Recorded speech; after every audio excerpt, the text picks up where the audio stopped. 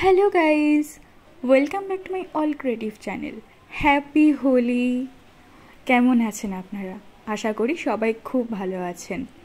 এই দোলযাত্রার উৎসবে আপনাদের সাথে শেয়ার করলাম একটা স্পেশাল রেসিপি, মাছের কচুরি। তাহলে চলুন শুরু করি আজকের ভিডিও।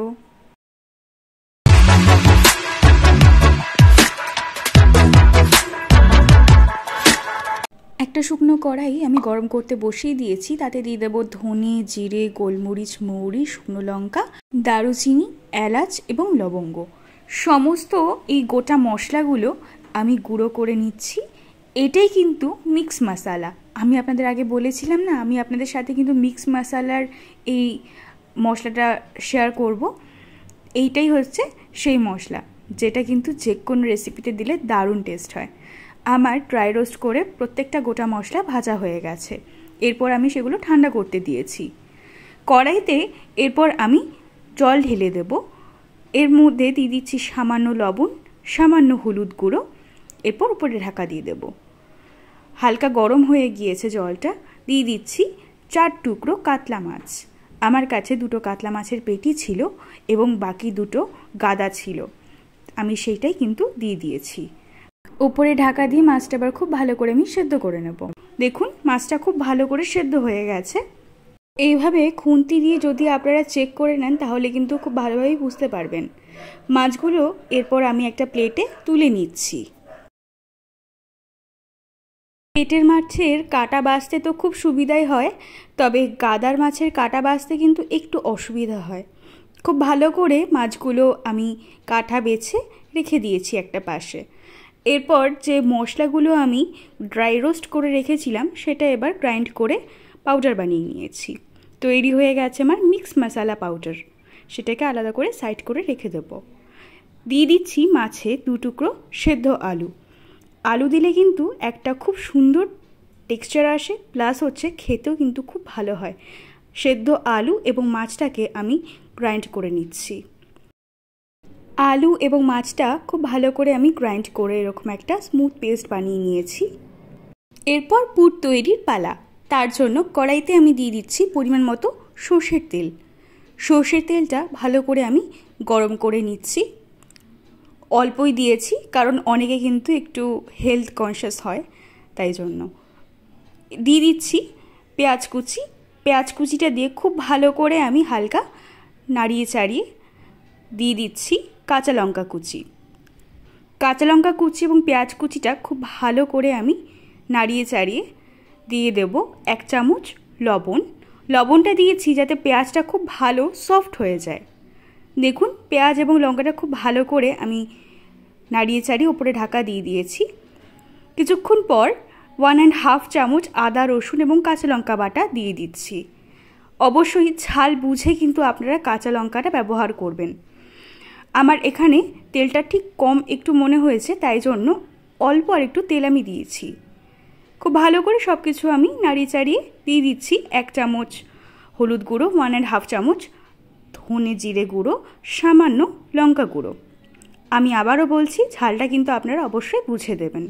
দিয়ে দিচ্ছি 1 চামচ চিনি। চিনিটা কিন্তু টেস্টটাকে খুব ভালো ব্যালেন্স করবে। দিয়ে দিচ্ছি আলু এবং মাছের পেস্ট। খুব ভালো করে সমস্ত মশলার সাথে আলু এবং মাছের পেস্টটা আমি কষিয়ে নেব।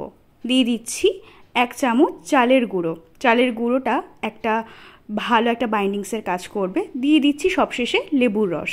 লেবুর রস এখানে অপশনাল, আপনারা চাইলে স্কিপ করতে পারেন। আমি দিয়েছি, বেশ সুন্দর একটা মাছের পুরে খুব সুন্দর একটা টেস্ট আসবে। সামান্য দিয়ে দিচ্ছি মিক্স মশলা। এটাই হচ্ছে ম্যাজিক মশলা, সেটা কিন্তু খুব ভালো লাগে খেতে। অবশ্য হ্যাঁ, দোকানের যে ম্যাজিক মশলা আছে সেটা কিন্তু একদম ডিফারেন্ট, এইটাও একদম ডিফারেন্ট। এইটা কিন্তু আপনারা যে কোনো তরকারিতেই ব্যবহার করতে পারেন। এরপর আমি ডোটা বানিয়ে নেব। তার জন্য 4 কাপ ময়দা আমি নিয়ে নিচ্ছি একটা মিক্সিং বলে।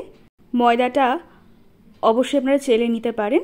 দিয়ে দিচ্ছি 1/2 চামচ লবণ, পরিমাণ মতো সাদা তেল। সাদা তেলটা খুব ভালো করে আমি ময়দার সাথে মিশিয়ে ময়দাটা খুব ভালো করে ময়াম দিয়ে নিয়েছি। দেখুন খুব সুন্দর করে আমি ময়ামটা দিয়ে নিয়েছি। এরপর গরম জল দিয়ে একটা খুব নরম নয় শক্ত, এমন একটা ডো কিন্তু আমি বানিয়ে নেব। দেখুন এরকম হচ্ছে ডোয়ের টেক্সচার। ওপরে সামান্য আমি সাদা তেল দিয়ে একটু বুলিয়ে নিচ্ছি যাতে ময়দাটা ওপর দিক থেকে শুকিয়ে না যায়। এরপর ঢাকা দিয়ে দেব।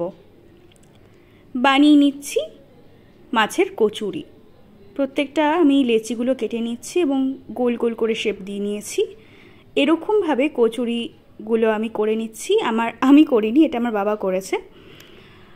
আসলে মানে আমি কচুরিটা খুব একটা করতে পারি না, তাই জন্য বাবার হেল্প নিয়েছি। বাবা এখানে খুব সুন্দর করে কচুরির মধ্যে পুর ভরে খুব ভালো করে কচুরিটাকে খুব সুন্দর করে মুখটাকে একদম বন্ধ করে দিয়েছে। দেখুন একটু যেন ফাঁকা না থাকে, এরকমভাবে প্রত্যেকটা কচুরির মুখটা এভাবে বন্ধ করে দিতে হবে। কচুরিগুলো আমার প্রত্যেকটা পুর ভরে একদম রেডি হয়ে গেছে। এরপর বেলে নেওয়ার পালা। দেখুন বাবা বেলে দিয়েছে খুব সুন্দর করে, কিন্তু বাবা কচুরিগুলো বেলে দিয়েছে। ঠিক এরকমভাবেই কিন্তু আপনারা অবশ্যই বাড়িতে কচুরিগুলো বেলে নেবেন। আমি একটাই কচুরি এখানে আপনাদের দেখালাম। ভেজে নিচ্ছি এরপর কচুরিগুলো। তার জন্য কড়াইতে পর্যাপ্ত পরিমাণে সাদা তেল দিয়ে দিয়েছি। সাদা তেলটা বেশ ভালো গরম হয়ে গেছে। দিয়ে দিচ্ছি একটা একটা করে কচুরি। দেখুন কচুরিগুলো কত সুন্দর ফুলেছে।